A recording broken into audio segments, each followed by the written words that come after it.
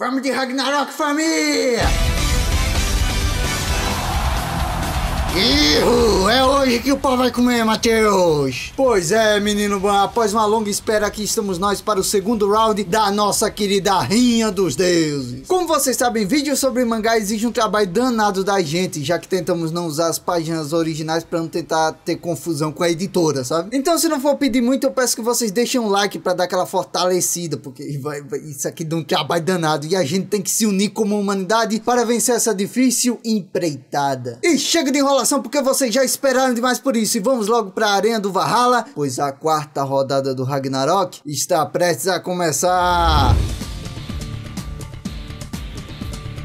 Há um ano atrás trouxemos pela primeira vez a análise do mangá aqui pro canal, e no meio desse ano trouxemos também a análise do anime. Se você ainda não viu, vou deixar aí nos cards os dois vídeos, pois cada um deles eu trabalhei com um roteiro diferente, então apesar de falar sobre os mesmos acontecimentos, nos dois vídeos vocês verão duas análises completamente diferentes. E sim, eles adaptaram para o anime as exatas 3 lutas que eu falei lá no primeiro vídeo, porém com um bônus bem no último episódio, com a arena se tornando a antiga cidade de Londres e com a entrada dos dois próximos combatentes. E é aqui que começamos a nossa quarta rodada do Ragnarok. Após uma vitória que finalmente trouxe um ar de esperança para o lado da humanidade, o seu próximo representante vem e joga um balde de água fria na expectativa da torcida. E não é porque ele não é ameaçador o suficiente para bater de frente com o Deus. Na verdade, ele é completamente ameaçador. Afinal, o quarto humano a lutar no Ragnarok é ninguém menos que o serial killer Jack o Estripador. Confesso que desde que eu vi o nome dele na lista eu fiquei com um certo pé atrás. Não só a plateia do mangá, como também o leitor se sente incomodado de seu próximo representante ser um serial killer. Ainda mais depois de nossos combatentes passados terem orgulhado com as maiores demonstrações de honra e virtude. Mas querendo ou não, por mais irônico que isso possa parecer, está nas mãos sangrentas de Jack uma das chances de salvar a humanidade. E do lado dos deuses, o escolhido para representá-los é o semideus grego Hércules. Sim, o filho de Zeus, pelo menos mais um dos 500 que ele tem. Aqui novamente temos um combate de contrários na arena, pois enquanto o Jack é um assassino frio e maluco, o nosso Hércules é o maior exemplo de um protagonista padrão de shonen. Tanto que já de início ele propõe uma rendição para o serial killer, alegando que ao contrário dele o semideus não gosta de morte sem sentido, mas o famoso assassino o responde até de uma maneira bem elegante. Primeiramente lhe agradeço por ter aceitado lutar na minha amada Londres, senhor, mas peço perdão,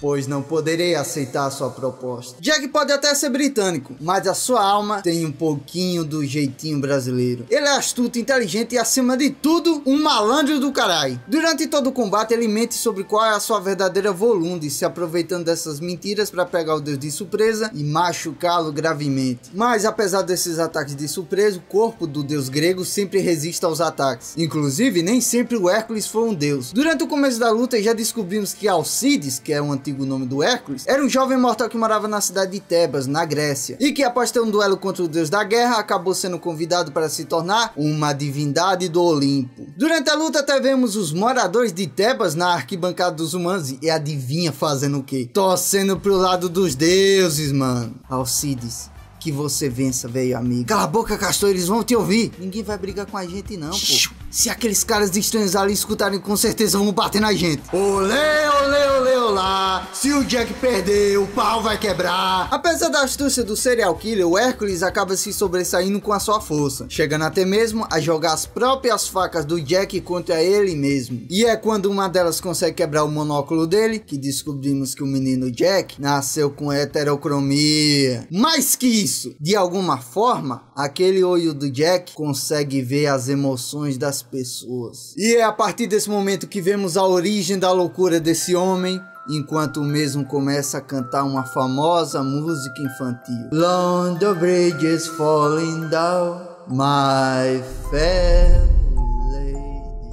Jack, na sua infância, cresceu em um bordel de Londres, onde a sua mãe trabalhava, pois ele era filho da puta desde pequeno. Apesar das dificuldades, a mãe do Jack se preocupava bastante com ele, era até exagerado o nível de preocupação dela com o bem-estar do garoto. E como eu disse agora há pouco, o olho direito do Jack consegue ver as emoções das pessoas, sendo que cada uma emite uma cor diferente. E segundo ele, a cor mais linda era das emoções da sua mãe. Até que certo dia, após ter chegado em casa, ele encontra ela em prantos no chão enquanto lia a notícia de um jornal. Um escritor falido havia se casado e ascendido à nobreza. Oxi, por que ela estava chorando, Matheus? É porque aquele homem era o pai de Jack. Ao que parece, ele prometeu para ela no passado que um dia iria retornar para buscar ela e o seu filho. E foi por esse motivo que a mãe do Jack cuidou tão bem dele até hoje. Infelizmente, todo aquele amor dela pelo filho era apenas um cuidado com a ferramenta que iria tirar ela daquele bordão um dia. Tanto que agora a mulher grita e até condena o nascimento do menino. Nisso, o olho direito do garoto vê que todo aquele brilho lindo das emoções da mãe dele havia desaparecido e se tornado algo completamente obscuro. E a fim de limpá-lo, ele com as próprias mãos dá um fim à vida da sua mãe.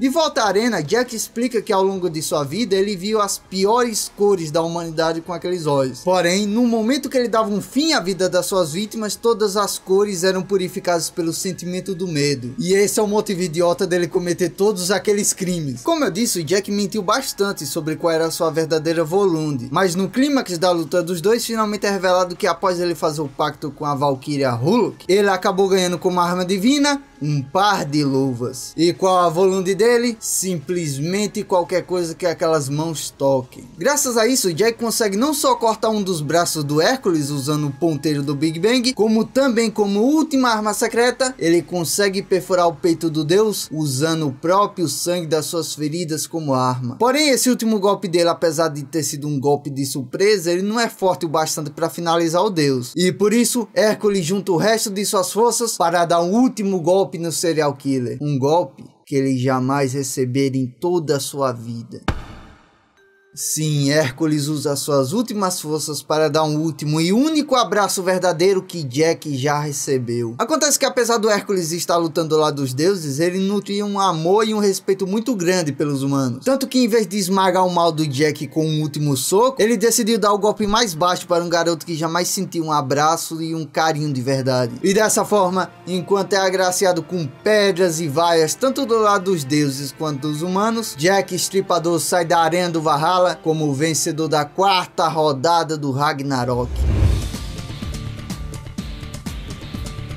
A quinta luta trouxe um clima bem engraçado pra mim. Não teve tanta comemoração com a vitória do Jack, parecia até um sentimento de luto. E quando a Brunhilda me vem com o tal de Ryder Tamemon como representante da humanidade na quinta rodada, eu fiquei como? Outro japonês? Eu vou ter que estudar pro Enem pra saber quem é? Beleza que ele vai lutar contra o Shiva, que é um personagem que já tinha aparecido antes e que já tem uma certa moral com a gente, sabe? Mas pra falar a verdade, eu fiquei desanimado de não ter sido um outro nome mais conhecido. Tanto que foi no início da luta deles que eu pausei pela primeira vez a leitura do mangá de Shumatsu. E nem vá me culpando, pois até os deuses que ficam ali no camarote dão uma saída assim que a luta deles começa. E ainda por cima o mangá desvia da quinta luta e foca quase um capítulo inteiro na tretinha com outros personagens. Acho que até o autor viu que o clima não estava tão bom e decidiu acrescentar esse bônus para conseguir segurar o leitor, sabe? E que bônus é esse? Temos o Loki indo ao encontro de um outro deus, que inclusive está na lista de deuses para participarem do Ragnarok, o fundador do budismo, Buda. De longe o deus mais maluco em questão de design que já apareceu nesse mangá. O cara é todo de regatinha, pirulitinho na boca, praticamente um deus do K-pop. E o Loki vai até ele para revelar uma parada muito estranha que ele descobriu. A magia das Valkyrias, a Volund, é semelhante a um conhecimento que foi criado pelo Buda. E logo em seguida, o Loki o questiona com: "Você é um traidor?" E em vez de falar não, o Buda responde: "E se eu for, caralho?"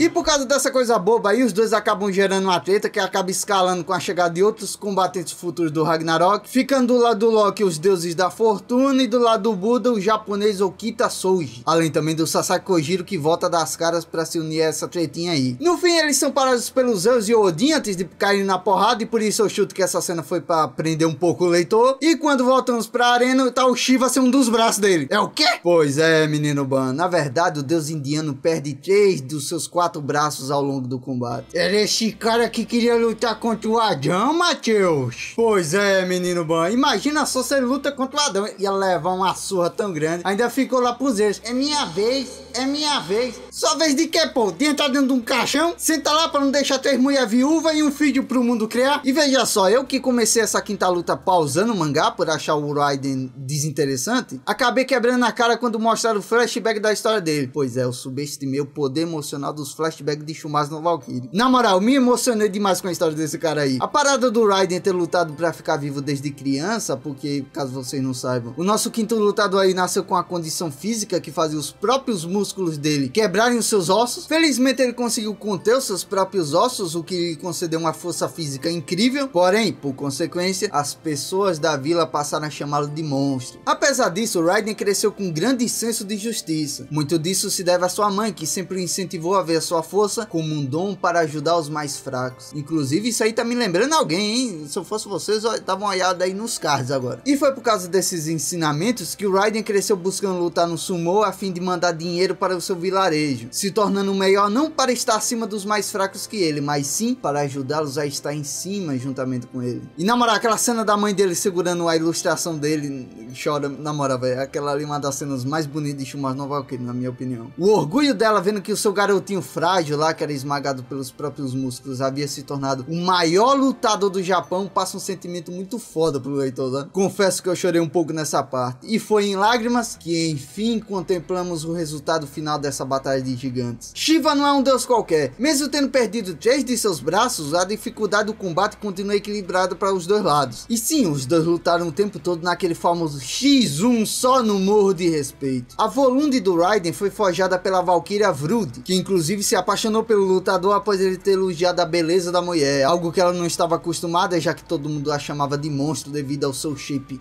invejável. Mas apesar do esforço, Raiden não consegue derrotar o Shiva, admitindo sua derrota após ter chegado ao seu limite. Ele desiste com um sorriso na cara, já que aquela havia sido a primeira vez que ele havia lutado com toda a sua força. Por conta do ensinamento da sua mãe, ele nunca usou seu poder para bater nos mais fracos, mas como seu oponente era alguém tão poderoso, ele finalmente pôde ir com tudo pra cima dele. Shiva disse que é ele quem devia agradecer, pois aquela foi a maior batalha que o deus da destruição já teve em toda a sua vida. E com o último golpe de misericórdia, Shiva finaliza o lutador da humanidade com um chute, desempatando o placar com mais uma vitória para o lado dos deuses. Assim que o combate do Shiva acabou, Zeus foi pessoalmente até uma árvore próxima ali da arena do Valhalla, pois ele buscava falar com alguém que repousava ali perto. E esse alguém é ninguém menos que o Buda. O deus estava comendo ali alguns doces enquanto observava a paisagem, e o rei do Olimpo já vai direto ao ponto. Eu vou direto ao ponto. Quero que você lute na próxima rodada, Buda. De volta à arena, Raiden anuncia que o próximo lutador do lado dos deuses será o Buda. Revelação essa que assusta toda a plateia da humanidade. Pois se você conhece um mínimo de mitologia, deve saber que o Buda é roubado pra caralho. Olha a cara de pânico daqueles humanos idiotas. O que ele está fazendo? Ele tá andando pro nosso lado da arena. Pera, me devolve a minha corneta, Buda. Ah, esse Buda é uma zoeira, hein? Ele deve estar querendo soltar uma piadinha pra gente. Pode mandar, meu querido. Então, família, vou lutar pelo lado dos humanos. É isso. Você tá maluco?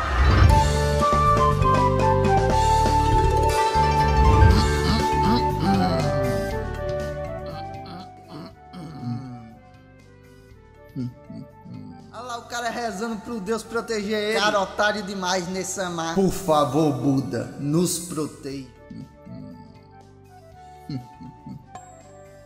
Sim, meus amigos, as preces do monge felizmente foram ouvidas, pois Buda realmente irá nos proteger. O criador do budismo decide trair o lado dos deuses e escolhe lutar pelos humanos na 6ª rodada do Ragnarok. Com isso, outro deus tem que se oferecer para lutar contra o Buda, e o escolhido é ninguém menos que Bishamon e os deuses da sorte. Mas Mateus, o Ragnarok é X1, só pode ir um contra o Buda. Calma, menino bom, é agora que descobrimos que os deuses da sorte, na verdade, são um só. Bishamonebizu, Bishamonebizu Rotei, Bishamonebizu Rotei Benzaiten, Bishamonebizu Rotei Benzaiten Jurujin Fukuru Kujudai Kokuten. E após apresentar um verdadeiro trava-língua dos deuses, ao fim da união de todos os deuses da sorte, finalmente é revelada a sua verdadeira forma. Zerofuku, o deus da miséria. Originalmente o Zerofuku não era um deus ruim, na verdade ele era um deus bondoso que viajava pelo mundo procurando sugar a miséria das pessoas. E tudo isso para fazê-las alcançar sua felicidade, um processo que o deixava completamente lascado. Porém, para o gentil Zero, era um sacrifício que valia a pena pela felicidade das pessoas. Infelizmente as pessoas não lembravam do seu sacrifício e ainda por cima se tornavam viciadas na luxúria e na ganância. Mas o que mais doeu nele foi quando ele viu uma procissão de pessoas mal vestidas e desnutridas passando pela rua. Oxi, por que ele tava cheio doendo, Mateus? Porque aquelas pessoas, mesmo na pobreza e na miséria, eram felizes, menino Ban. E o líder daquele grupo era ninguém menos que o Buda, na sua época antes de ascender como uma divindade. Foi ali que se começou um desentendimento entre o Zero e o Buda. Ele achava um absurdo o budista não ter tirado nenhuma das enfermidades daquelas pessoas e mesmo assim, elas irradiarem uma felicidade tão grande, ao contrário dele que se lascou para tirar o sofrimento das pessoas e ainda assim as pessoas não alcançaram a felicidade verdade. Mas é aí que o nosso Buda passa o ensinamento para o menino Zero. Não se pode dar aos outros a felicidade. Isso é algo que você conquista após superar suas dores e os seus fardos. E tirar os fardos de uma pessoa só distanciará ela ainda mais da sua felicidade. Porém o Zero não engoliu nenhuma daquelas palavras e esperou até hoje para se vingar do Buda. E uma coisa que eu não posso deixar de falar aqui é que durante esse combate aí temos uma das, se não a maior surpresa da arquibancada desse mangá. Pois na torcida dos humanos surge um grupo chamado os Quatro Sábios. Grupo esse que o Buda fazia parte e também fazia parte o filósofo Confúcio e o Sócrates. Porém, a quarta figura sim é alguém inesperado. Nosso querido Jesus Cristo, meus amigos. Por que não multiplica peixe na África?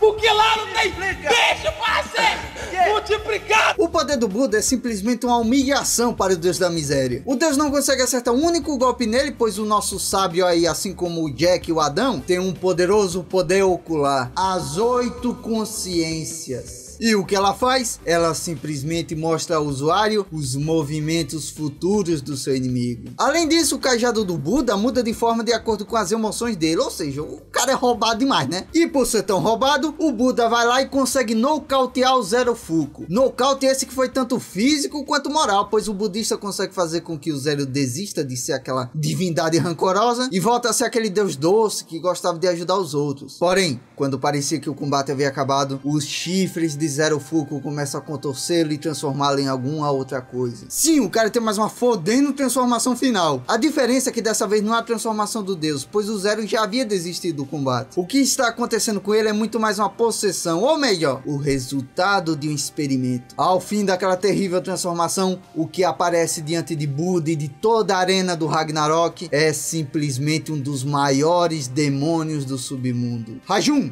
o demônio do sexto céu. Pera, Mateus, o Zerofuku é o Rajun? Não, menino bom, Rajun é um demônio do submundo. Eu não entendo. Bem, é melhor deixar esse homem aí, que acaba de chegar no camarote dos deuses, e explicar tudo pra gente. Afinal de contas, ele é ninguém menos que o governante do submundo. Hades, o deus do mundo dos mortos. Ele surge ali do nada, fazendo todo mundo se assustar. Afinal de contas, ele nunca sai do submundo pra nada. Ele é praticamente o otaku das mitologias. E aqui percebemos que a trindade do Olimpo tem uma genética de bonitão, né? Só que quando chegou nos Zeus, parece que algo deu muito errado. Hades explica que Rajun era uma lenda até para ele, o governante do submundo. Esse bicho aí é tão roubado que sozinho ele já destruiu metade do submundo. Ainda assim, Hades teoriza que aquele não é o verdadeiro Rajun. Ele acredita que o verdadeiro já morreu há muito tempo e que aquilo na frente deles nada mais é do que o resultado de um experimento feito por alguém que cultivou alguma parte do antigo demônio e o implantou dentro do Zerofuku. E acontece que só existe uma criatura que seria tão diabólica ao ponto de fazer isso com outro deus. E esse alguém não só está assistindo a luta do seu camarote, como também é um dos próximos lutadores do lado dos deuses. Beelzebub,